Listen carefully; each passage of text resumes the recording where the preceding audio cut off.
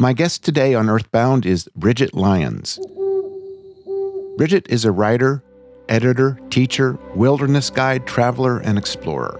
She seeks unfamiliar territories that span the globe, the human heart, and the stories we tell ourselves and others about the world we live in. Her book, Entwined, Dispatches from the Intersection of Species, explores these questions through 14 original essays that bring the non-human world to the forefront, suggesting how we can foster better relationships with nature, ourselves, and each other.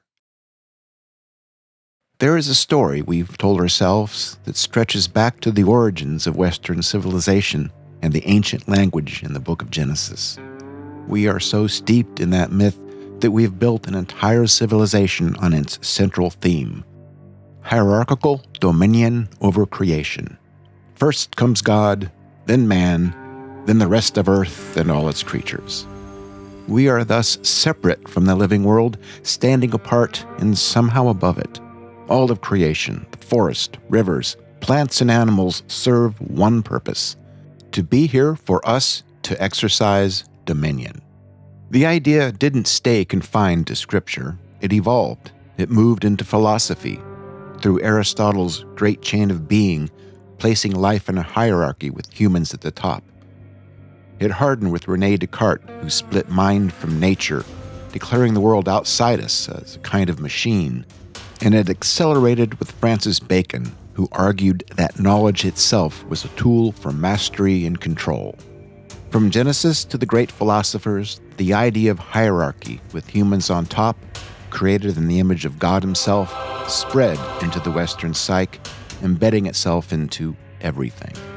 We find it in our economics, where instead of a holistic system of circular and reciprocal relationships, the Earth is reduced to natural resources meant to serve our ever-expanding needs and appetites. It's in our policies, where ecosystems are managed, optimized, developed, or much too often degraded, if not destroyed.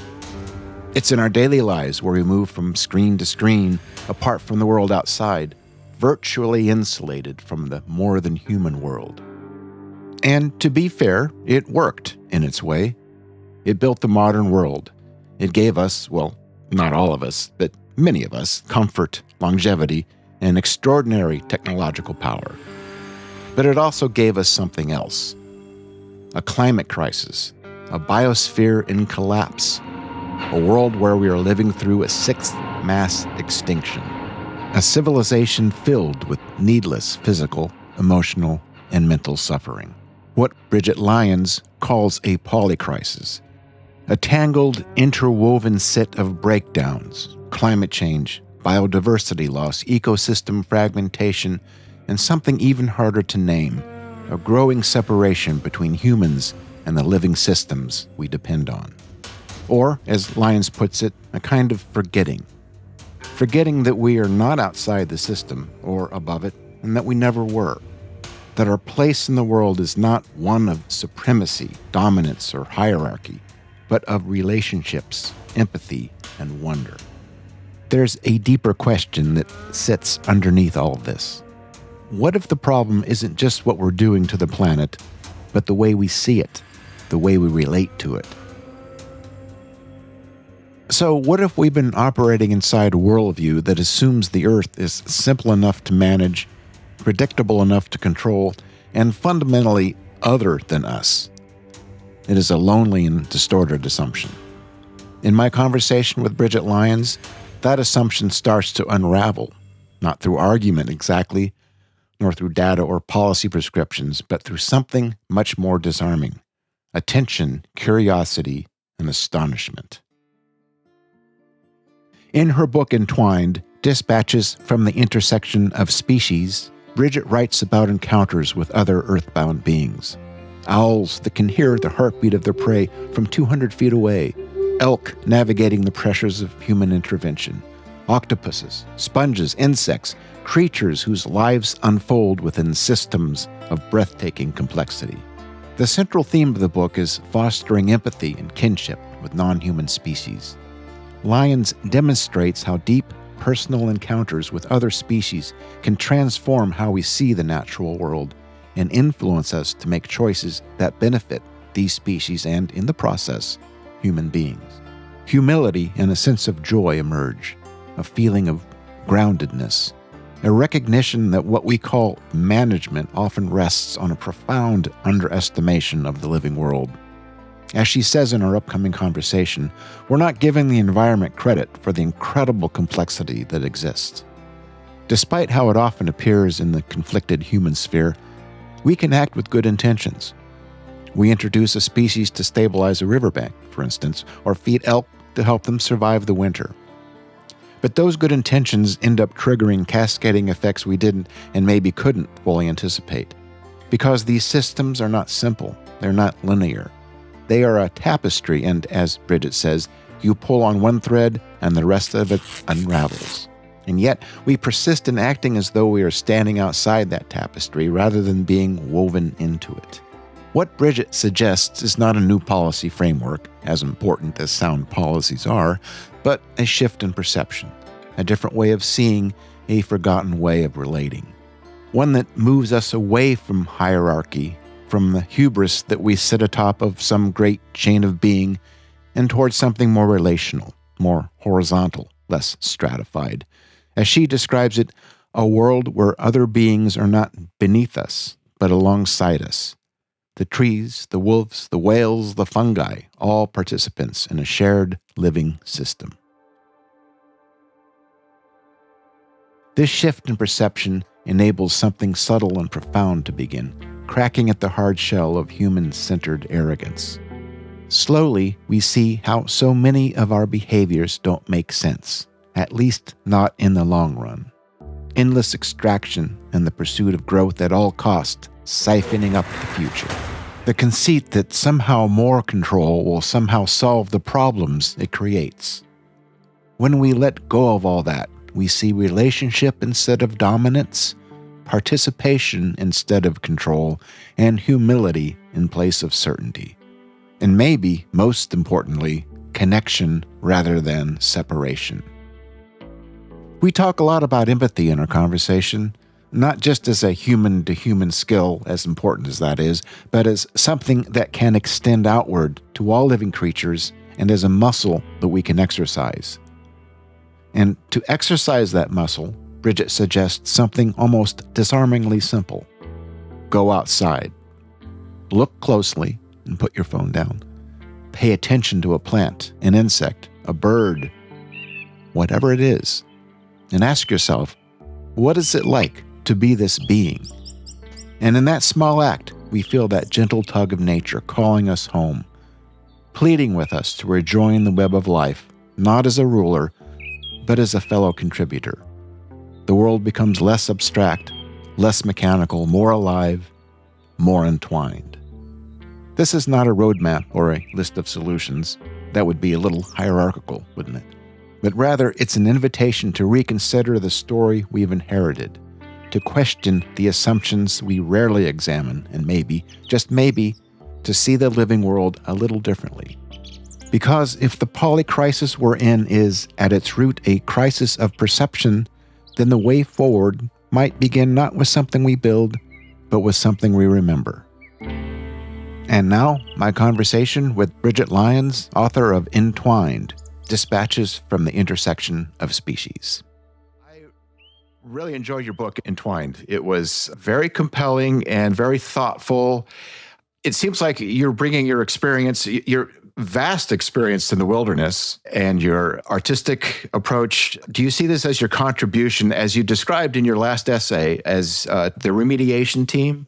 Is this your approach to doing what you can to help the world? Yes, definitely. I am very concerned about the state of the world and the polycrisis that we're in. And it's important to me to make inroads in helping to mitigate, reverse, whatever I can do to that and help to repair the world. And I look around and I see many people doing an amazing job of explaining how we need to do certain tasks to move us forward, whether that is something as basic as not buying products in clamshells or in single-use plastic bottles, Right. or it's looking at our transportation decisions differently, looking at our land use decisions differently, inventing new technologies. And there are many people out there that are doing all of those things brilliantly. And so I don't want to do that because it's already being done and because I'm not sure it's my skill set and my calling anyway. Right. So what I feel like I can contribute is a perspective shift, or art forms that perhaps can catalyze a perspective shift that will potentially make it easier for people to do all those tasks, because rather than feeling like those tasks are inconveniences or inefficiencies or a pain in the butt, suddenly that you're doing the tasks from a place of, oh, this is what's important to me. This is what I value. These connections are so much a part of my being in the world and our being in the world collectively. And this is a part of my worldview. So of course, I'm not going to do this thing. Of course, I'm going to oppose this initiative to deep sea mine because it just doesn't make sense given my worldview. So yes, I feel like what this book is, both as a written piece and as the art piece and as my like speaking tour piece, is ideally to help people reconnect with wonder in order to catalyze a perspective shift that makes all the hard work we have to do a little easier. So in your book, you often describe creatures' unique abilities to be in the world. For me, sometimes it's things like our big brains have led us indoors, apart from nature, a conquest of nature, domination. A lot of religious, or at least Christianity, has this idea of domination over nature. How do you imagine we can counter that apparent maladaptation? Or do you think that's endemic, or kind of part of our species, that we have this maladaptation to how we are in the world, that we've let ourselves inside and apart from nature, and we have to bridge that gap somehow? I don't think that is an inherent part of our species. I think it's a tendency that we have, but I think it's one that we can consciously look in the face and choose a different path. For example, I think that even just looking at the modern Western European mindset versus indigenous mindsets, and of course, many indigenous groups have existed throughout our planet's history, and they have different philosophies. However, we can say that in general, a lot of indigenous groups have been more connected to nature than modern European culture. I think that's a fair generalization to make, despite all the differences among them. And I don't mean to group them all because they're all very different and special and unique. But just that alone suggests to me that like this Western European mindset is not an inbred necessary part of our genetic structure and who we are. We have gone through a cultural history that has led us to this point. Yeah. And I would argue that that cultural history has been birthed from an idea of hierarchy, of Platonic Aristotelian vision of there is a great chain of being and we are at the top of it. And not all other cultures in the world have felt that way. Many others see all other creatures as horizontal brothers and sisters, as beings that we share kinship with, as beings that we should learn from because they're millions of years older than we are. We've been around, Homo sapiens, as we know, it's been around for 500,000 years. Yeah. Every creature I write about in the book is much older than that, evolutionarily speaking. So I think we have examples, many examples of other cultures who have looked at the role of humans on the planet through a different lens. Yeah. Our modern Western culture has adopted this one where we're on the top, and I think knocking us off of the top, recognizing that we have some unbelievable capacities for creativity and technological development and manipulation of the environment and all these things. They're very powerful, they're very impressive, and they're not everything. And in the process of getting so obsessed with how amazing we are at those things, I think we've lost some respect and wonder for all the other things that other creatures can do. So I think that's, to me, the entry point to disrupting this hierarchical narrative that we've become rather attached to. I don't think that it's inherent. I don't think that it's inbred. I don't think that it's in our coding. I think it's a choice we've made, and it's a choice we can also make to not make, to go in a different path. Unmake, Unmake, exactly.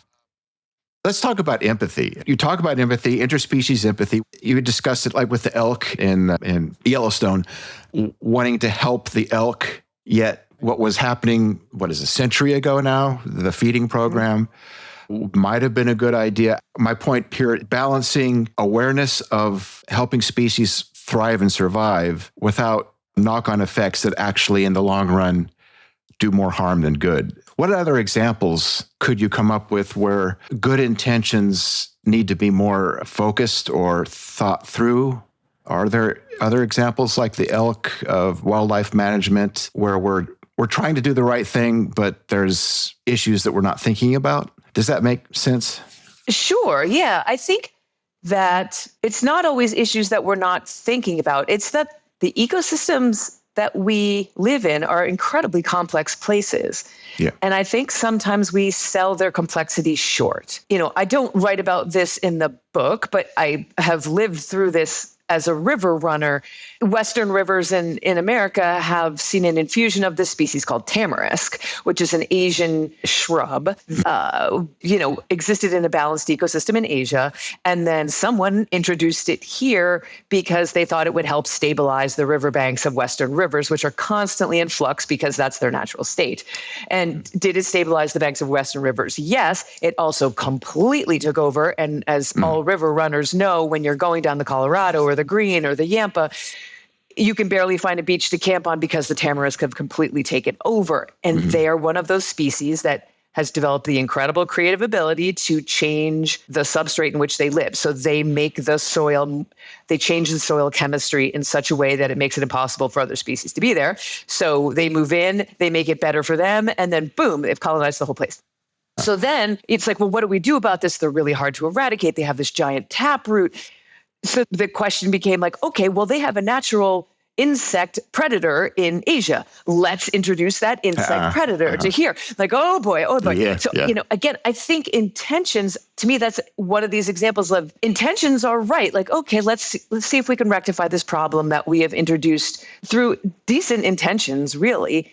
But we sometimes or often fail to see the downstream effects of either the original intention or the attention to rectify the situation. Yeah. And then we end up with a worse situation. And I think the issue there is not that we have the wrong attitude or that we're not thinking. I think we're not giving the environment credit for the incredible complexity that exists. Another great example is like some of the stuff that Susan Simard talks about in Finding the Mother Tree, where in her book, she talks about how we've clear cut these areas and then replanted them and been like, well, there you go. We clear cut, we replanted it. What's the problem? It's like the problem was that there's this unbelievably complex mycorrhizal fungi population that we didn't understand and we didn't give credit for. And so as a result, just replanting the species that used to be there after that fungal web has been destroyed doesn't fix the problem. So, right.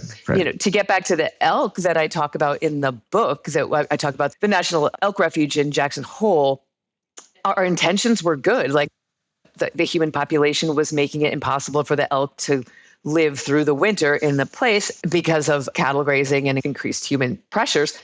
And so we set aside a chunk of land for them and gave them supplemental feed to help them live. Great intention. But it turns out that when you concentrate that species in a small zone and you increase their concentration by feeding them, they develop a bunch of communicable diseases. So, did we mess up? It kind of, sort of, but it's like, again, the intentions were good, but there's more complexity than we thought. So I think that, what the solution is not so much beating ourselves up or coming up with a simple solution, because the solution is not going to be simple. It's more like taking a step back, appreciating the complexity, being willing to own the fact that we might not understand all the factors at play, and then watching and observing and trying to do the right thing. And sometimes we will not. But I think starting from a place of like, we are entwined and ecosystems are complex and these tapestries are complex, and that's a place of humility, I think. And so start from that place of humility, and I think you're going to have more success than starting from a place of hubris, which is we're at the top of the food chain. We know it's right for everyone. No, we don't. That's a good point. Humility and empathy seem to be the two factors that come into play as far as approaching issues like the Elk Reserve. And incidentally, what is the situation with the Elk Reserve right now? Are they still doing the feeding program? Yes, they're very much still doing the feeding program, in large part because the consequences of not feeding them at all would mean a bunch of potential die-offs in the immediate front, and we humans tend to play a short game, right? We don't tend to play the long game. And for local people and tourists to see that much population death in the short term is too much for us to bear. So we continue the feeding program. It is supposed to be scaling back. The good news is that, so far as I know, chronic wasting disease, which is the main threat to the population, has been found all around the borders of the elk refuge, but not actually on the elk refuge yet.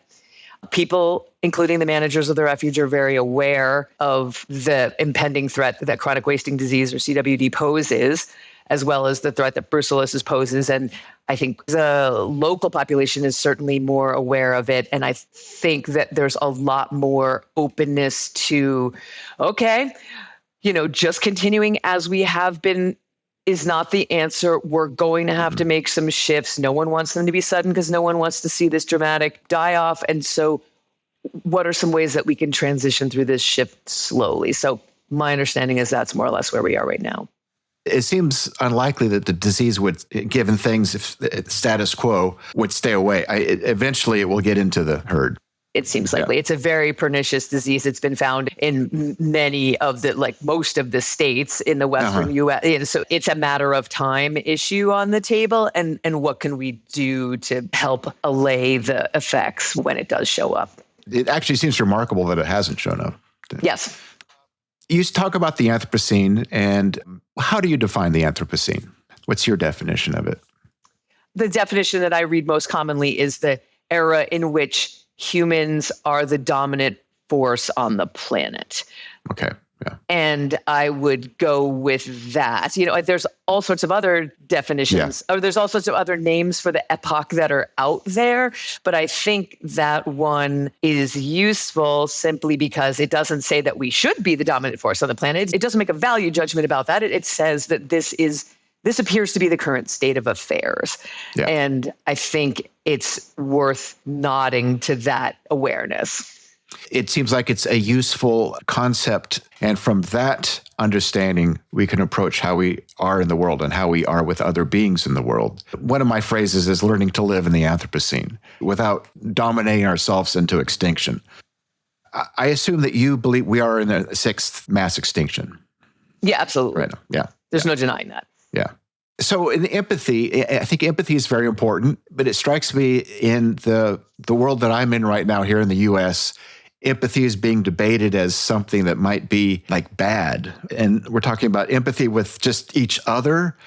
What is this kind of talk? How does it portend to how we can approach empathy for the rest of the living world when we can't even decide that empathy is a good thing with each other? Do you have any thoughts about that? I absolutely do. So I have a feeling we might be referring to the same thing. It was a handful of months ago that I heard a quote from Elon Musk that empathy is the seed of our destruction, or it's making us weak, or something like that. Yeah. And I was crushed. I literally cried that day when I heard that quote, because I believe 180 degrees the opposite.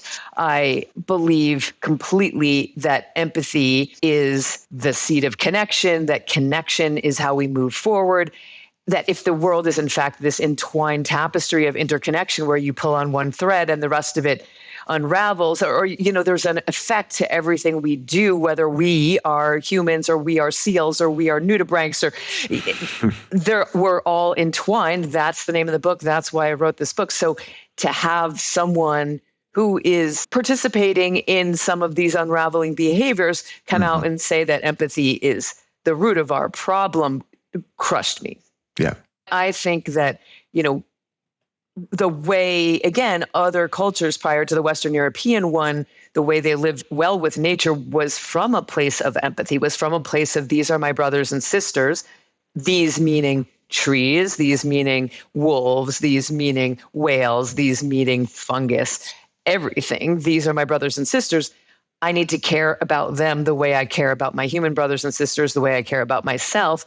That created a network that held together for many, many years.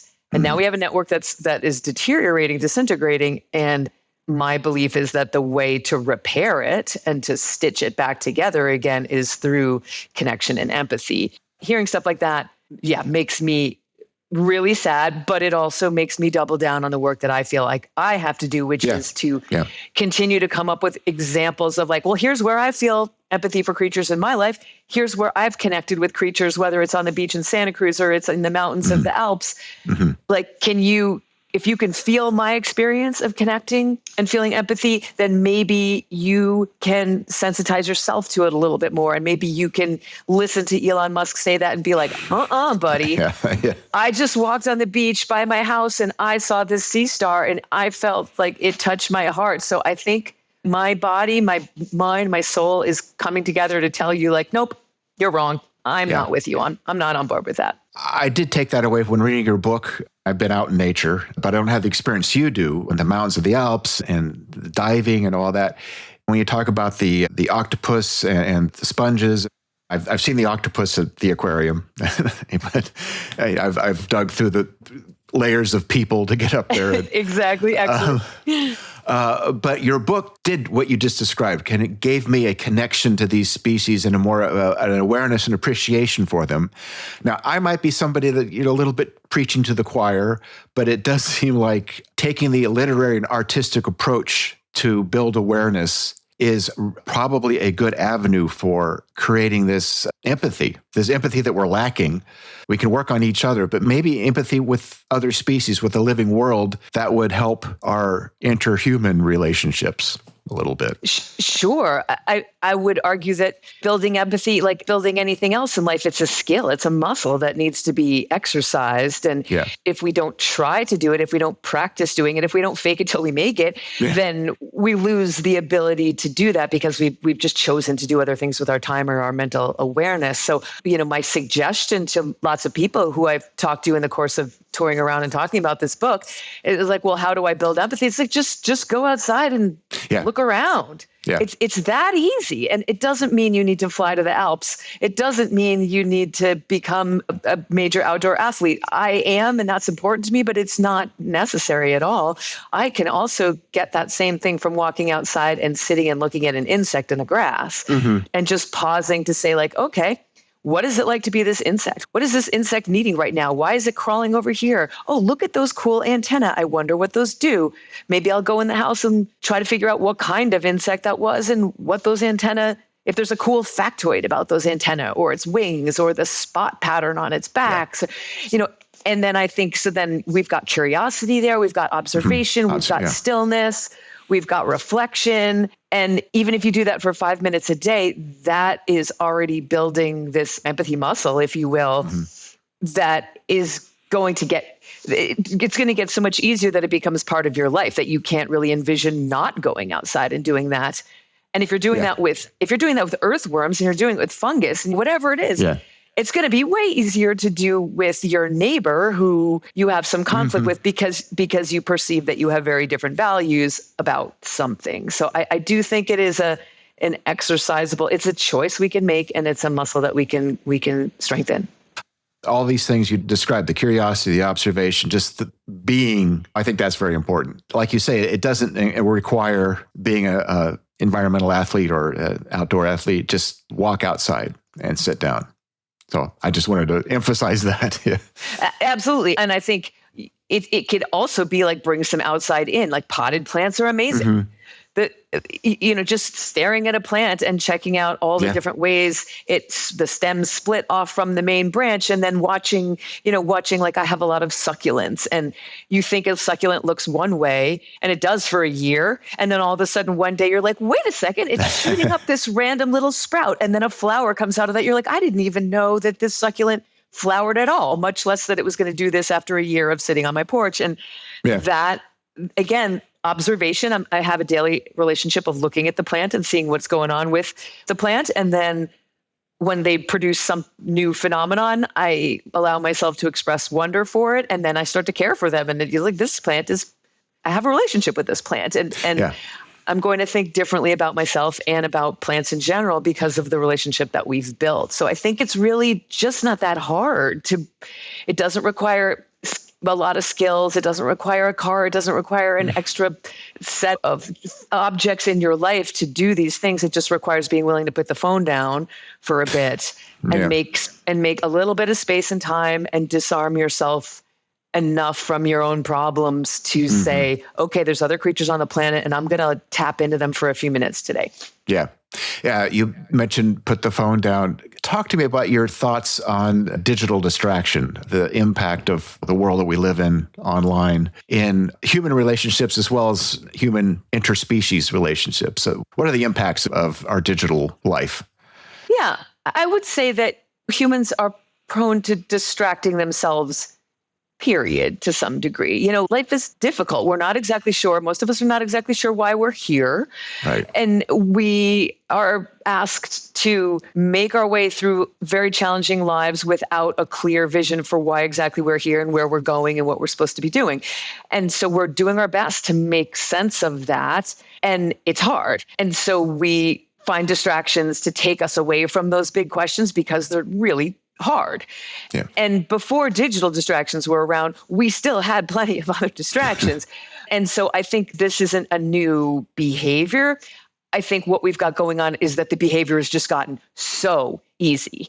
Like the distractions before, you had to walk down to the bar, you had to go to the movies, you had to, we still did the distractions, but we weren't carrying around the distraction in our pocket 24/7. And then that distraction we have developed intentionally because the market has driven it this way, we have developed into the perfect distraction tool to the point that algorithms will show you algorithms know what distracts you the best because they're tracking what you like to follow. Yeah. So that tool in your pocket knows your distraction tendencies better than anyone, including probably yourself and your partner, Yeah. So we've crafted this ideal distraction tool. And again, we've been doing this for years, but it's so much easier to distract ourselves now. So I think it requires doing the hard work that we need to do to get out of the polycrisis that we're in is going to require focused attention that is able to happen away from distractions. So again, I think that having some kind of a practice of being in nature, or if you can't get out into nature, being with your potted plant or,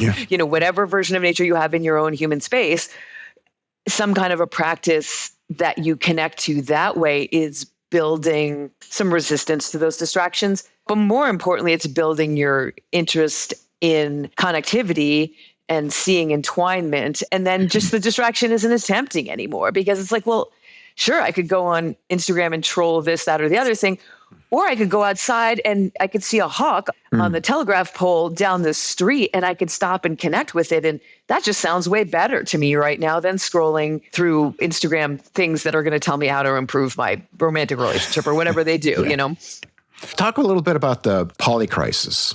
How would you define the polycrisis? I would define the polycrisis as the combination of climate change, which I often call global warming, because that's what it is. I know that's the old school term, but that's what it is. Climate change, global warming, biodiversity loss, ecosystem fragmentation. That is the polycrisis. And then to me, there's another element of the polycrisis, which is the human separation from the environment. Yeah. And whether you consider that as part of the polycrisis or the underlying cause for the polycrisis, I think it's both. And again, putting these things in boxes isn't the solution. Seeing that they're all massively interwoven and intertwined is the point. So I don't feel the need to tease out, well, this has caused this, and therefore this is nope. It's a big mess. It's a big ball of twine. It's all coming together at once right now.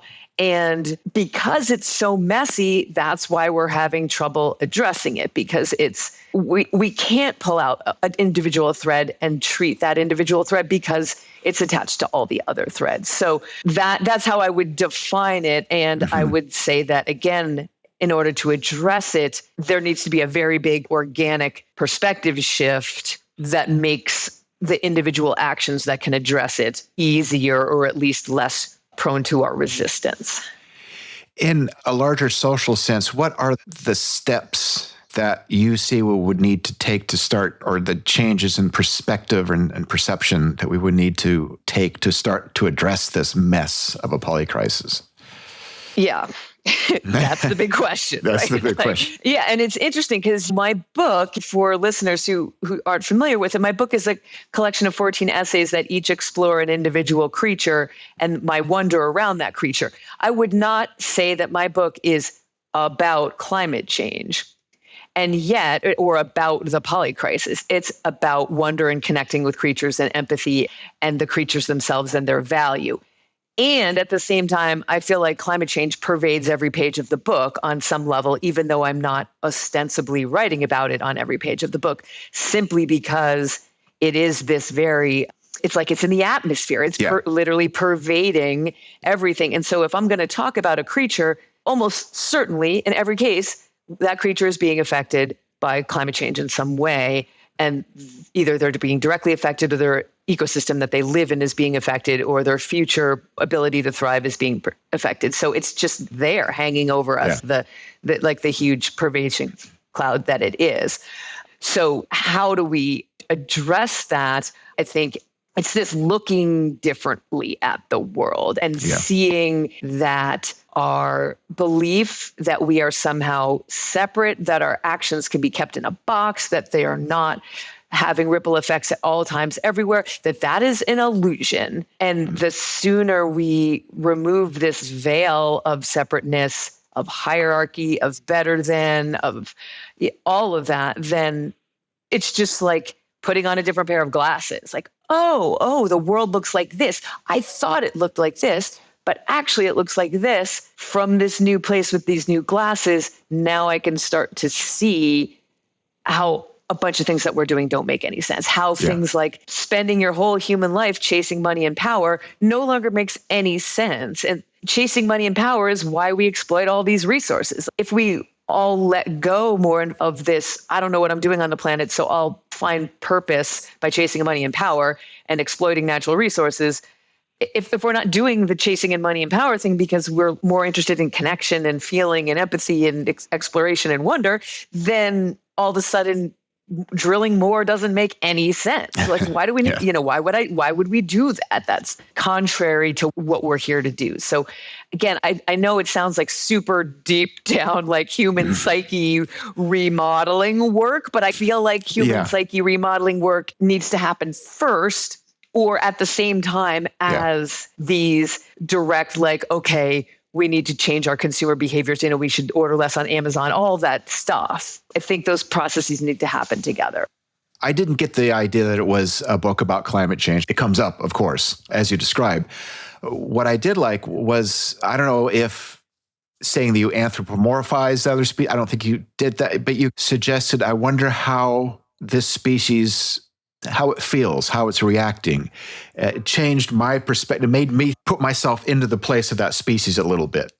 The great thing about your writing is how you do that. You bring people into another perspective, another way of seeing things. And I think that's the power of art and writing in these issues and these the polycrisis and climate change. There's the technical, there's the policy, all these things are important, but to change the perspective, as you speak of, I think that's where art comes in, art and writing.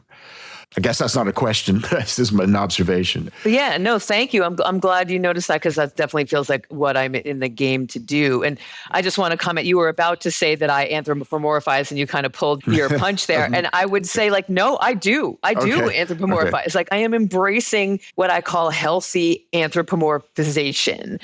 One of my favorite authors and thinkers today is Carl Safina, who has written a number of books about, he's a PhD scientist and does a lot of writing about a variety of different creatures, although his background is in bird biology.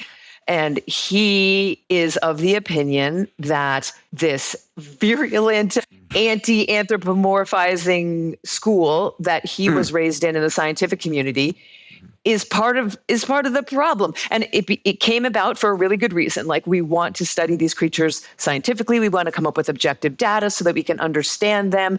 And if we constantly are putting our emotions onto these creatures and just looking at how they're like us, then we're not going to get good data and we're not going to be able to understand them as effectively as if we create some distance. Absolutely. And that worked. And we have the scientific method and we've gotten a huge amount of knowledge from it. However, he is of the opinion that this sort of absolutely do not for a second think that they're like us. They are not like us. Do not grant them emotions. Do not grant them thoughts. Do not grant them anything. That's nonsense. Like, they do. Animals particularly We know they have emotions. Yeah. Like we have a common ancestor. We all evolved together with emotions. Are they just like our emotions? No. But do they not have them? No, equally not true. So he believes that a certain amount of healthy, thoughtful anthropomorphization, where you consider the emotions of other creatures or the realities of other creatures, or as Ed Yong, another great author writing these days, would say, the Umwelt of other creatures, the reality that exists because of their senses, but that by considering those, considering their realities, considering their emotions, considering their needs, etc., that what we do, are we anthropomorphizing some? Sure, but it's intelligent, it's thoughtful, it's considered. But then we're also decreasing our anthropocentrism because we're taking ourselves out of the middle of the universe and saying, like, you know what? Actually, elephants feel love. Elephants feel connections to family. Elephants feel grief when other elephants die. That is true. And by sharing that with them, like, I feel grief when someone dies and so does an elephant. Like, we have this thing in common. That is beautiful. And it makes it way harder for me to kill an elephant or eliminate their habitat because I want them to be able to survive and thrive also. So long answer to your comment, but I think that this, don't anthropomorphize at any cost. I agree with Carl Safina that I think that has gotten us into the polycrisis. And one of the ways out is to gently, carefully look at what we have in common with other creatures and explore and celebrate that rather than put up another wall. Yeah. You remind me of an elephant story. Jane and I think it was 2004, we were in Botswana on a wildlife safari. And in camp one night, this is like, I think maybe our last night in Botswana. Throughout the night, we heard this plaintive wail. We weren't quite sure the sound of a creature, it sounded like in distress. And the next day we went out and we discovered a dead baby elephant. So I imagine it was the mother or just grief over, so it's very, very real. Were there any species or animals that, I get that you approach this with a very open mind when you go out and experience the environment, but was there any species or animal that surprised you, that you didn't expect a behavior or the way it was? Or was it just you observing and noticing and letting it be? Or did anything just like, whoa, I didn't expect that? I think all creatures surprise me because there's always more to learn about them. I am not a scientist. I didn't spend my entire academic background studying one creature the way often PhD folks do, whereas they know black abalone inside and out. I'm not that person. I know a little bit about a lot of creatures, but I wouldn't say that I know very, very deeply anything or anyone. And so when I choose to write about a creature, that's my opportunity to dive in a little deeper to an awareness of them. So I'd say that with every essay in the book, I knew something about the creature, whether it's, one of the essays is on owls, one is on fireweed, one is on sponges, one is on stingrays. So I knew something, but part of my process of writing is doing research.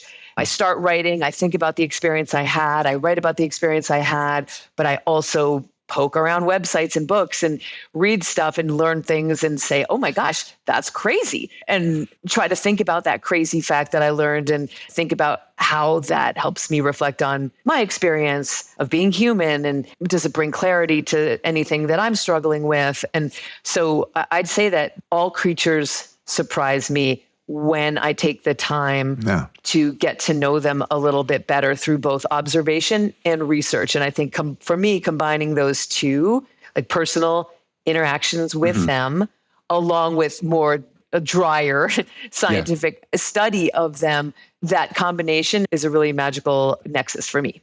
That was another thing I liked about Entwined, was the weaving of the personal narrative and more of the drier, the scientific, though it was never too dry. It was never off-putting. The way you approach the more objective, drier material was very accessible.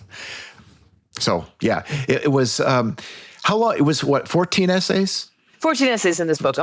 How long did it, what is the the story. How long did it take you to put Entwined together? Good. Yeah, the first essay in the book that I wrote was the one about owls. It was triggered by me visiting a raptor center in Wilson, Wyoming called the Teton Raptor Center, which is a fabulous institution that does rehabilitation and education around raptors. And I had this experience where one of the resident owls at this facility just blew me away. She was amazing and beautiful and majestic and seemed so wise. And I learned that she could hear the heartbeat of her prey from 200 feet away. And I was just like, wow, what would it be like to be able to hear the heartbeat of anything from 200 feet away? And I learned about her vision. And, I have terrible vision in the practical sense. And then I was thinking about how I had not great vision in the metaphorical sense either. And I was getting blindsided by a number of things in my life. And so I wove together facts about this owl with my encounters with a great horned owl in Wilder Ranch, actually just outside of Santa Cruz, and my ideas about seeing and what I was being blindsided by, et cetera, et cetera. And that essay seemed to work really well. And then it almost turned into a recipe where I would encounter another creature and be like, oh, well, that creature reminds me of this. Well, I'm going to do some research about this creature. And then, oh, that reminds me of this thing in my life. And so before long, I had amassed a collection of different essays, which had a combination of a creature focus plus an event from my life, and each of these creatures in the book I've encountered in the wild. So in no cases is this like a zoo or me just doing research. Like I have seen and observed and interacted with them in the wild. So it had that piece. It had some science. Often it had like ethical considerations. So I'm kind of putting all of this together in a stew. And then at a certain point, it was like, I think I have enough for a book. And then it just became an issue of trying to choose an assortment that reflected both. I wanted marine and terrestrial creatures.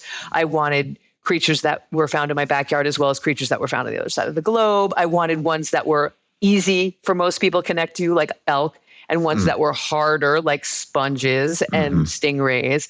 So I wanted that kind of kaleidoscopic combo of all those different types of creatures. So that's how it unfolded, if that makes sense. How did you approach the order of the essays? That's a good question. When I originally pitched the book to publishers, I had an order. I did this little matrix thing with a bunch of pieces of paper where I was like, marine, invertebrate, close to home. So I took each of those factors and wrote it down. And then I took these pieces of paper and I assembled them in such a way that it was the most jumpy, from thing to thing, that there was no repetitiveness. And then, my book is published with an academic press, and academic presses require, before they contract you, they send the book out for expert readers to read and give you feedback. And then you're supposed to address that feedback before they're willing to commit to the book and sign a contract. And the feedback, so I had two expert readers. One was completely positive. The other was positive except for one thing. And he was like, this order is totally unacceptable. There's clearly an order of things that happen here. It was totally linear. Like I want linear time. I wanted to start when she was the youngest and move through when she was the oldest. And so the press approached me with that feedback and said, what are you going to do about this? I'm like, that's not going to work for me because this book is not about me. This book is not a memoir. If I wanted to write a memoir, I would have written a memoir. This book is about these creatures. And if people want to assemble a memoir about me and my development, they're welcome to do that. But that is not my intention. And I feel like if I put them in that order, I'm going to be centering that piece. So I'm not willing to do it.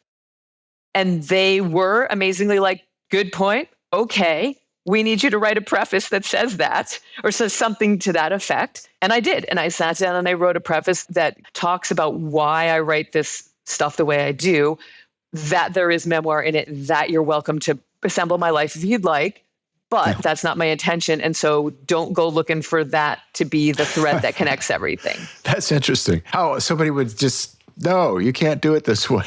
I mean, not you can't, but he was definitely strongly like, this didn't work for me as a reader. I wanted more linear time progression. And fair enough, he is allowed to ask, he is allowed to want that, but for my creative impulse, that's not what I'm setting out to do. So I don't want to make the form mimic a function that I'm not interested in. Yeah. Are there any other collections of essays on the horizon for you? Yeah, I'm always continuing to work on these creature essays because it happens all the time. An example is I'm in love with Velellas. I don't know you must know what they are because you live in the Monterey Bay, but those by the wind sailor creatures that come splashing up on shore every spring when the winds come. So I see them and I'm like, okay, I need to write about like, cool. Intentionality. And so I'm always writing like additional creature essays. I don't know if that means there'll be an Entwined 2 or whatever. I'm not sure yet. But one of the things I've really been focusing on lately is a collection of essays that explores my relationship with landscape. So moving even further away from easy to empathize with creatures to actually landscape and looking at what, as someone who's been a lifelong outdoor recreationalist at a pretty high level, doing a lot of different kind of adventuring, looking at how I have evolved from someone who's done that a little bit from a place of conquest and what do I want to say? Like a little bit of a colonial place, a little bit of an extractive place. Like I want to have this experience. I want to prove myself in this environment. And I definitely was at that place when I was young, and how I've moved from that place to one that's more relational, that's more like I'm going out to do these activities, not because I'm trying to prove anything or not because I'm trying to extract something from the landscape, but because I'm trying to connect with the landscape and create more relationality with the ecosystems I'm moving in. So I'm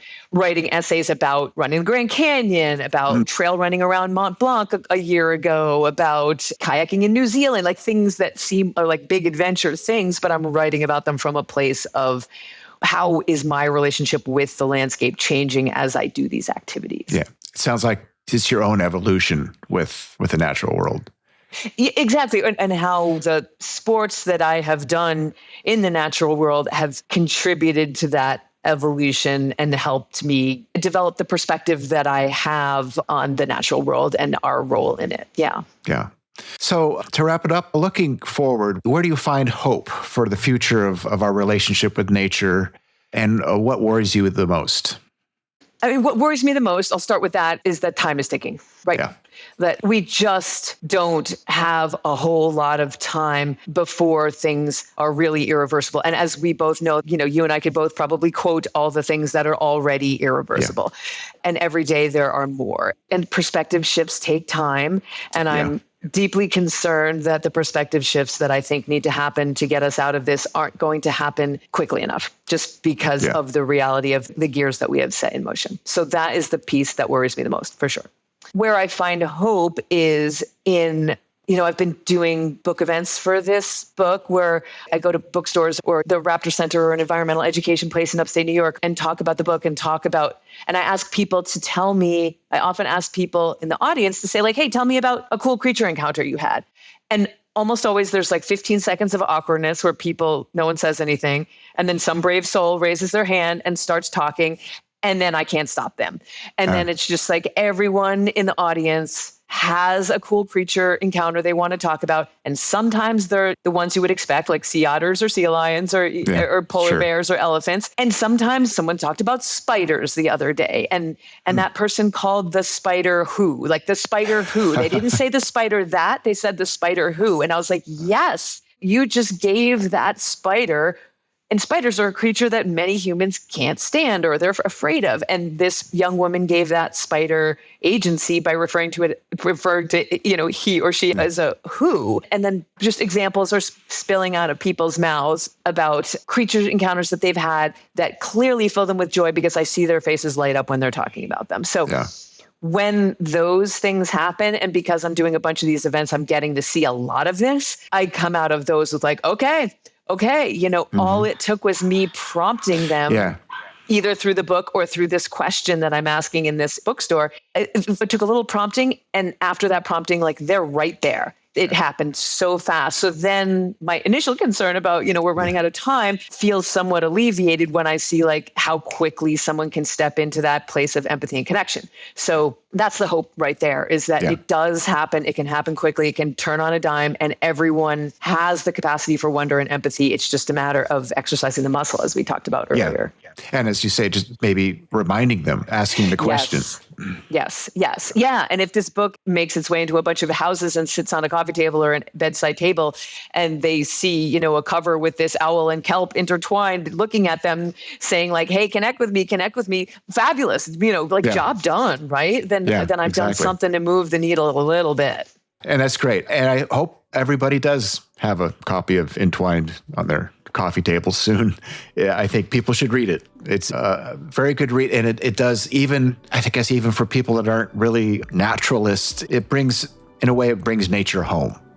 Yeah. That's certainly my intent, is for it to be home and accessible to a wide variety of people. Well, I'll definitely encourage people to read Entwined, get the book. It's definitely worth the read. Great. And if folks want to find events on the book's website, there's events going on. And I think there's something to be said for the events too, simply because a bunch of people who are interested in this topic end up gathering and sharing that energy. And there's something kind of catalytic about that too. Yeah, so that's important too. That people, we don't have to do it online. We can do it in person. Right. And we don't have to do it in our silos. We can do it together. Exactly. Well, best of luck with everything. Thank you, Thomas, and thank you for the work you're doing. I've listened to a bunch of your episodes, and I think it's really important work. So thank you very much. Thank you. Well, we'll just keep doing what we're doing. Yep. Keep showing up. Yep. Keep showing up. All right. Take care. We can all, myself included, emerge from our disconnectedness through the simple act of observing the non-human world. It doesn't require a trip to some distant, exotic land, only stepping outside our front door and greeting the world outside. Thanks for listening to this discussion with Bridget Lyons. Go to bridgetAlyons.weebly.com. That's Bridget A. Lyons, Lyons.weebly.com to find out more about her work and, if you can, to order her book from an independent bookshop. Yeah, not today, Jeff Bezos.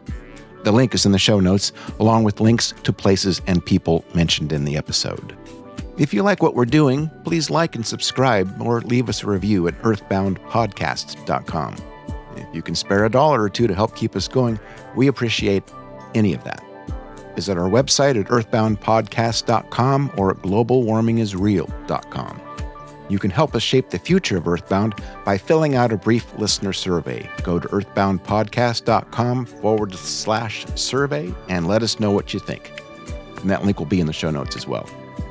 Thanks again, dear listener. We'll be back here in a couple weeks. And in the meantime, stay safe.